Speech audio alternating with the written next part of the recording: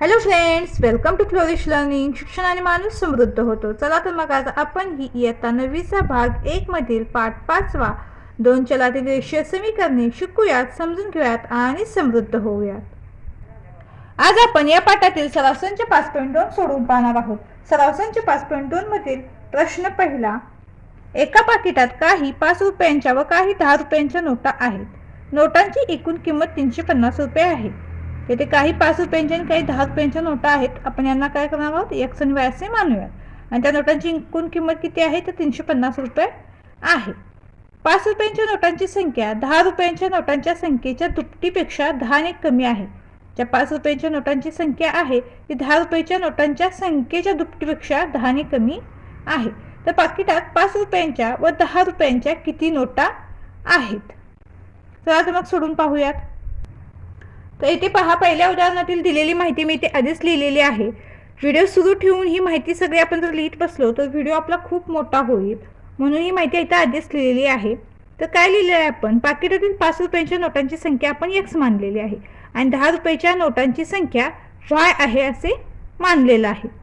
म्हणून 5 रुपयाच्या एक्स नोटांची किंमत काय होईल तर 5x रुपये होईल आणि 10 रुपयाच्या वाय नोटांची किंमत काय होईल तर 10y रुपये होईल. म्हणून आता उदाहरणातील पहिल्या अटीनुसार काय होईल, आता या दोन्हींची बेरीज किती आहे तर 350 आहे. म्हणून काय होईल 5x अधिक 10y बरोबर 350 होईल.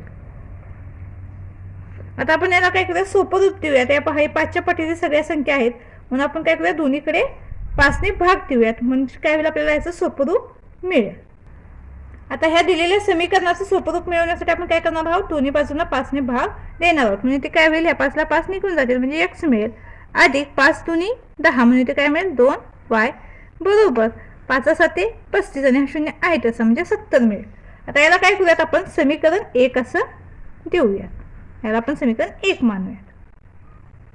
आता उदाहरणातील दुसऱ्या अटीनुसार काय आहे तर 5 रुपयाच्या नोटांची संख्या ही 10 रुपयाच्या नोटांच्या दुपटीपेक्षा 10 ने कमी आहे. म्हणून काय होईल, आता हे समीकरण बनवूयात आपण. काय होईल, 5 रुपयाच्या नोटा आपण एक्स मानलेल्या आहेत आणि 10 रुपयाच्या इथे नोटा आपण वाय मानलेल्या आहेत. म्हणून एक्स बरोबर काय होईल 2y वजा 10 होईल. आता आपण काय करूयात, हे 2y ते इकडे एकत्र घेऊयात, चलपदे आपण एकत्र लिहूयात. म्हणजे एक्स आता हे धन 2y ते इकडे काय होईल ऋण 2y होईल बरोबर हे वजा 10 आहे तसे राहतील. याला आपण काय करूयात, समीकरण 2 मानूयात. आता आपण काय करूया, समीकरण 1 आणि समीकरण 2 ची बेरीज करूयात. म्हणजे काय होईल, ह्या 2y ला हे 2y निघून जातील, हे अधिक 2y वजा 2y. ज्यावेळेला आपण यांची बेरीज करू त्यावेळेला हे अधिक 2y वजा 2y एकमेकांना निघून जातील आणि आपल्याला x ची किंमत सहजपणे काढता येईल. आपण समीकरण 1 व 2 ची ते बेरीज करणार आहोत. काय होईल, x अधिक 2y बरोबर 70 अधिक x वजा 2y बरोबर वजा 10. आता x अधिक x काय होतील 2x, हे 2y वजा 2y एकमेकांना निघून जातील, शून्य मिळेल. शून्य काय आपण लिहिला नाही लिहिला तरी चालेल बरोबर. आता इथे अधिक वजा काय होईल, हे वजा होईल म्हणजे 70 वजा 10 काय होतील 60 येतील. म्हणजेच काय मिळालं आपल्याला 2x बरोबर 60 मिळालं. म्हणून x बरोबर काय होईल 60 भागिले 2, हे 2 गुणिले इकडे जाऊन भागिले होईल. म्हणून x बरोबर काय मिळेल आपल्याला 2×6 आणि हा शून्य आहे तसा x बरोबर काय मिळेल आपल्याला 30 मिळेल. आता x बरोबर 30 आपल्याला ही किंमत मिळालेली आहे. म्हणून x बरोबर 30 ही किंमत समीकरण 1 मध्ये लिहू. आता समीकरण 1 काय आपलं, x अधिक 2y बरोबर 70. ते लिहून घेऊयात आपण. समीकरण 1 आपलं x अधिक 2y बरोबर 70. आता x ची किंमत किती मिळाली आपल्याला 30 मिळाली. म्हणजेच काय 30 अधिक 2y बरोबर 70. आता हे 30 अधिक आहे तिकडे जाऊन काय होतील वजा होतील. म्हणजेच काय 2y बरोबर 70 वजा 30. म्हणून 2y बरोबर काय होईल, आता 70 वजा 30 ही वजाबाकी करूया. ती वजाबाकी काय मिळते आपल्याला 40 मिळते. म्हणून y बरोबर काय होईल 40 भागिले 2, हे 2 गुणिले तिकडे बरोबर चिन्हाच्या आल्याकडे भागिले होतील. म्हणून y बरोबर काय मिळेल आपल्याला 2 4 आणि 0 आहे तसं म्हणजे y बरोबर काय मिळालं आपल्याला 20 मिळालं. म्हणून 5 रुपयाच्या नोटांची संख्या x बरोबर 30 आणि 10 रुपयाच्या नोटांची संख्या y बरोबर 20. कारण आपण 5 रुपयाच्या नोटा x मानल्या होत्या आणि 10 रुपयाच्या नोटा y मानल्या होत्या. आणि 5 रुपयाच्या नोटांची संख्या काय आहे 30 आहे आणि 10 रुपयाच्या नोटांची संख्या 20 मिळालेली आहे. तर पहिलं उदाहरण आपलं सोडून झालेलं आहे. दुसरं उदाहरण पाहूयात. यानंतर दुसरं उदाहरण आहे, एका अपूर्णांकात छेद अंशाच्या दुपटीपेक्षा 1ने कमी आहे. अंश व छेद या प्रत्येकी 1 मिळवल्यास अंशाची छेदाशी असलेले गुणोत्तर 3/5 होते. तर तो अपूर्णांक काढा. तर पहा, आपण इथे आधी दिलेली माहिती लिहून घेतलेली आहे. अपूर्णांकाचा अंश x व छेद आपण y मानलेला आहे. अंश x व छेद y मानू, म्हणून तो अपूर्णांक काय होईल? x छेद y होईल. आता उदाहरणातील पहिल्या अटीनुसार काय होईल बरं? तर अपूर्णांकाचा छेद हा अंशाच्या दुपटीपेक्षा 1ने कमी आहे. म्हणून काय मिळालं आपल्याला समीकरण? y बरोबर 2x वजा 1. आपण काय केलं इथं? बाजूंची अदला बदल केली. हा y आहे तो इकडे घेतला आणि 1 आहे तो इकडे घेतला. म्हणजे काय होईल? y वजा 2x वजा y मिळेल आपल्याला. आणि ऋण 1 आहे तो बरोबर चिन्हाच्या अलीकडे धन 1 मिळेल. मग आपण परत काय केलं? बाजूंची अदला बदल करून ते लिहिलेलं आहे. आता उदाहरणातील दुसऱ्या अटीनुसार अंश व छेद या दोन्हीमध्ये प्रत्येकी 1 मिळवल्यास आपल्याला त्याचं गुणोत्तर 3/5 असे मिळते. म्हणून आता काय होईल इथे?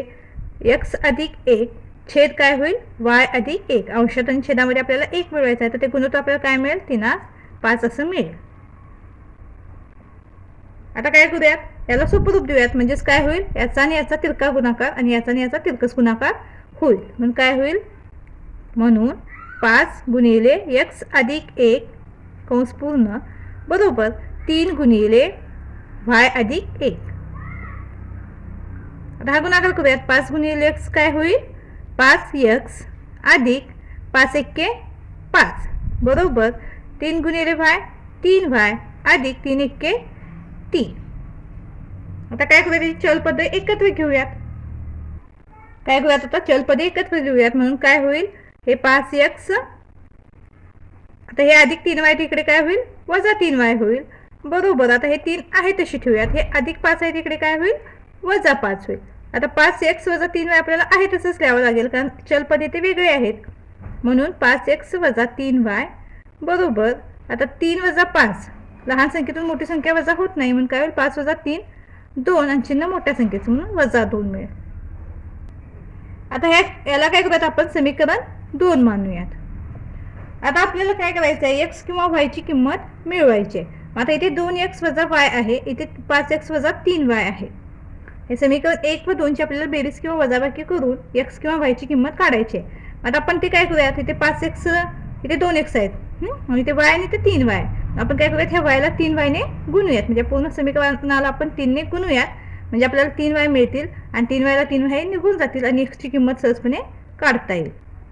समीकरण 1 ला आपण 3 ने गुणू. समीकरण 1 काय आहे? 2x वजा y बरोबर 1. मग 3 दुनी काय होईल? हे 6x वजा 3 गुणिले y 3y बरोबर 3 1 3. आता याला काय करूयात? आपण समीकरण 3 असे नाव देऊयात. आता इथे समीकरण 3 मधून आपण समीकरण हे 2 वजा करूयात. म्हणून 6x वजा 3y बरोबर 3 वजा 5x वजा 3y बरोबर 2. हे समीकरण 3 आणि समीकरण 2 आपण तर लिहिले आहे. त्यांची वजाबाकी करूयात.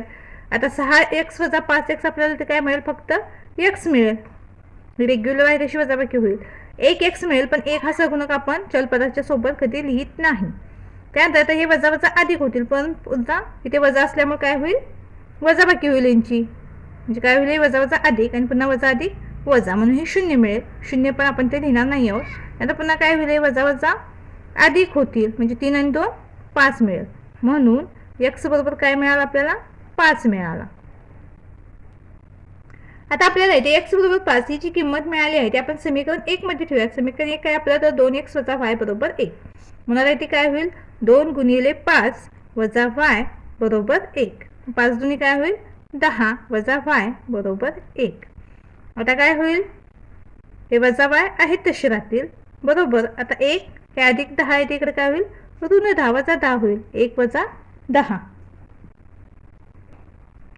आता वजा y आहे तसे राहतील बरोबर. 1 वजा 10. आता 1 ही लहान संख्या आहे म्हणून काय होईल? 10 वजा 1 9 होईल आणि चिन्ह मोठ्या संख्येचं म्हणून वजा 9 होईल. आता दोन्हीकडे आपण वजा 1 ने गुणून काय करू शकतो? हे ऋण चिन्ह घालू शकतो. म्हणून काय होईल? y बरोबर 9. म्हणजे हे ऋण चिन्हाला हे ऋण चिन्ह निघून जाईल आणि y बरोबर काय मिळालं आपल्याला? 9 मिळालेला आहे. आता आपल्याला इथे x आणि y ची किमती मिळालेल्या आहेत. आपण तो अपूर्णांक काय मानलेला? x छेद y मानलेला. म्हणून आता तो अपूर्णांक काय असेल? 5/9 आहे.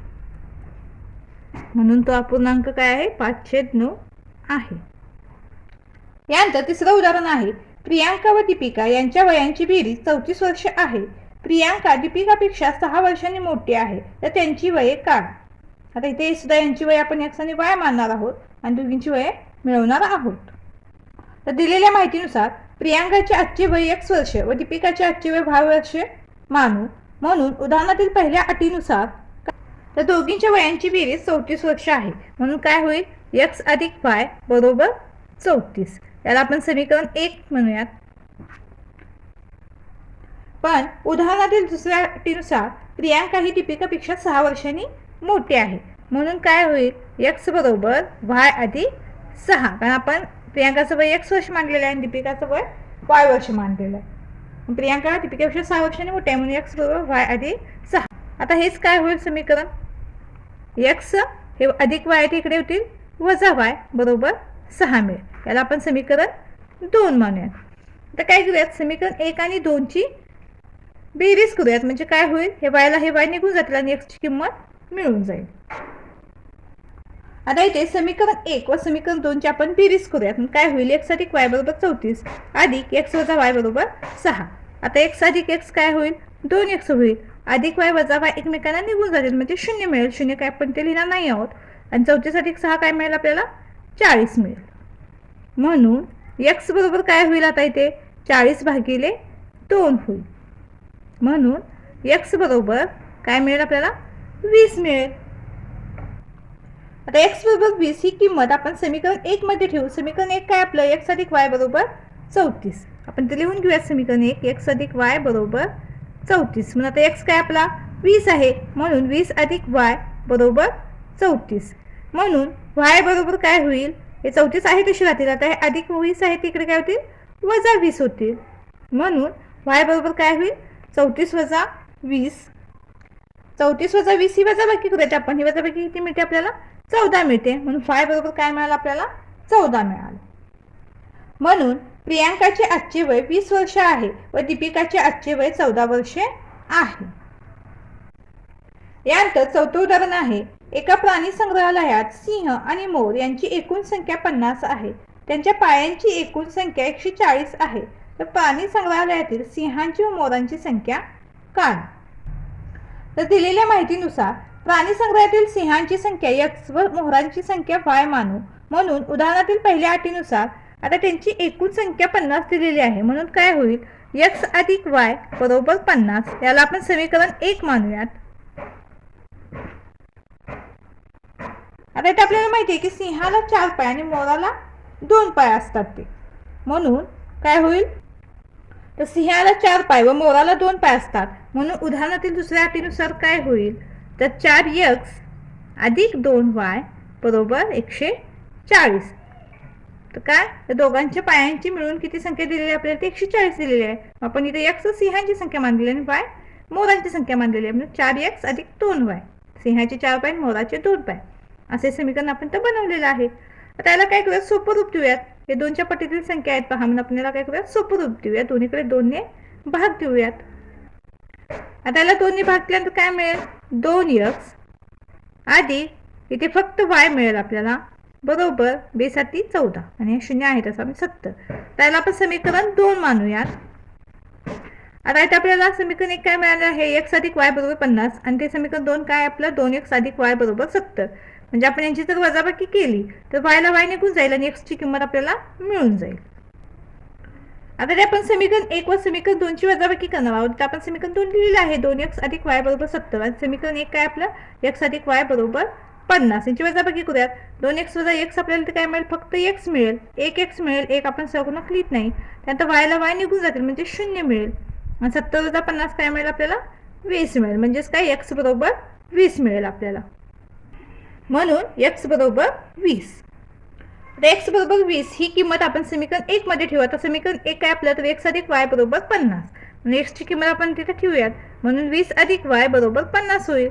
म्हणून y बरोबर काय मिळेल आपल्याला हे 50 वजा 20 होतील. हे 20 धनारी बरोबर चिन्हाच्या अलीकडे जाऊन वजा होतील. म्हणून y बरोबर काय मिळेल आपल्याला 50 वजा 20 30 मिळेल. म्हणून प्राणी संग्रहातील सिंहांची संख्या 20 व मोरांची संख्या 30 आहे. कारण आपण सिंहांची संख्या x मानली होती आणि मोरांची संख्या y मानली होती. म्हणून सिंहांची संख्या किती आहे 20 आहे आणि मोरांची संख्या 30 आहे. यानंतर 5वं उदाहरण आहे, संजयला नोकरीमध्ये काही मासिक पगार मिळतो. दरवर्षी त्याच्या पगारामध्ये निश्चित रकमेची वाढ होते. जर 4 वर्षांनी त्याचा मासिक पगार 4,500 रुपये झाला व 10 वर्षांनी मासिक पगार 5,400 रुपये झाला तर त्याचा सुरुवातीचा पगार व वार्षिक वाढीची रक्कम काढा. आता ते दिलेल्या माहितीनुसार संजयचा मासिक पगार X रुपये व दरवर्षी पगारामध्ये होणारी निश्चित रकमेची वाढ Y रुपये आहे असे आपण ते मानूयात. म्हणून 4 वर्षात किती वाढ होईल तर 4Y रुपये वाढ होईल. म्हणून 4 वर्षांनी त्याचा पगार किती असेल बरं, तर किती असेल X अधिक 4Y बरोबर त्याचा पगार आणि त्याची झालेली एकूण 4 वर्षातील वाढ, म्हणून X अधिक 4Y बरोबर त्याला किती झालेला आहे पगार, तो 4,500. याला आपण समीकरण 1 मानूयात. आता 10 वर्षात किती वाढ होईल तर 10Y रुपये वाढ होईल. त्याची 4 वर्षातील वाढ आपण 4Y रुपये लिहिली आणि म्हणून 4 वर्षांनी त्याचा पगार किती झाला X अधिक 4Y बरोबर 4,500 त्याला पगार मिळालेला आहे त्याला. त्यानंतर 10 वर्षातील वाढ आपण 10Y रुपये लिहिली म्हणून 10 वर्षांनी त्याचा पगार काय होईल X अधिक 10Y बरोबर किती मिळालेला आहे तो 5,400. याला आपण समीकरण 2 मानूयात. आता काय करूयात, समीकरण 2 आणि समीकरण 1 ची वजाबाकी करूयात. म्हणजे काय होईल, X ला X निघून जाईल आणि Y ची किंमत काढणं सोपं होईल. आता आपण इथे समीकरण 1 व समीकरण 2 ची वजाबाकी करूयात. काय होईल X अधिक 10Y बरोबर 5,400 समीकरण 2 आपण त्या दिलेलं आहे वजा X अधिक 4Y बरोबर 4,500 समीकरण 1 आपण त्या लिहिलेलं आहे. आता X ला X निघून जातील, 10Y वजा 4Y काय मिळेल आपल्याला 6Y मिळेल बरोबर 5,400 वजा 4,500 आपल्याला काय मिळतील म्हणजेच काय 54 वजा 45 काय मिळेल आपल्याला 900 मिळतील. म्हणून Y बरोबर काय होईल 900 भागिले 6. 6Y म्हणजेच काय 6 गुणिले Y. Y ची किंमत काढत असताना ही 6 काय होतील इकडे भागिले होतील. म्हणून Y बरोबर आता 6 याला भाग देऊयात आपण, काय मिळेल आपल्याला 6 1 6 3 होतील 30 6 5 30 आणि 0 आहे तसा म्हणजे Y बरोबर 150 मिळेल आपल्याला. तर Y बरोबर 150 ही किंमत आपल्याला ती मिळालेली आहे. म्हणून Y बरोबर 150 ही किंमत आपण समीकरण 1 मध्ये ठेवू. समीकरण 1 आपण ते लिहून घेतलेलं आहे X अधिक 4Y बरोबर 450. म्हणून काय होईल X अधिक 4 गुणिले Y म्हणजेच काय 4 गुणिले 150 बरोबर 4,500. म्हणून X अधिक आता 15 पाडा येतो आपल्याला 15 चौक काय होईल 60 आणि 0 आहे तसं बरोबर 4,500. म्हणून X बरोबर काय होईल 4,500 हे अधिक 600 आहे तिकडे वजा 600 होईल. म्हणून X बरोबर काय मिळेल आपल्याला 4,500 वजा 600 आपण वजाबाकी केली तर काय मिळेल आपल्याला 3,900 म्हणजेच X बरोबर काय मिळेल आपल्याला 3,900. म्हणून संजयचा मासिक पगार 3,900 रुपये आहे आणि वार्षिक वाढीची रक्कम 150 रुपये आहे. तर 5वं उदाहरण सुद्धा इथं आपलं पूर्ण झालेलं आहे. तर ह्या व्हिडिओमध्ये आपण इथपर्यंत उदाहरणे सोडवून पाहणार आहोत. बाकीची राहिलेली उदाहरणे आपण पुढील व्हिडिओमध्ये पाहूयात. तर व्हिडिओ आवडला असल्यास चॅनलला लाईक शेअर सबस्क्राईब नक्की करा आणि हो कमेंट सुद्धा नक्की करा. धन्यवाद.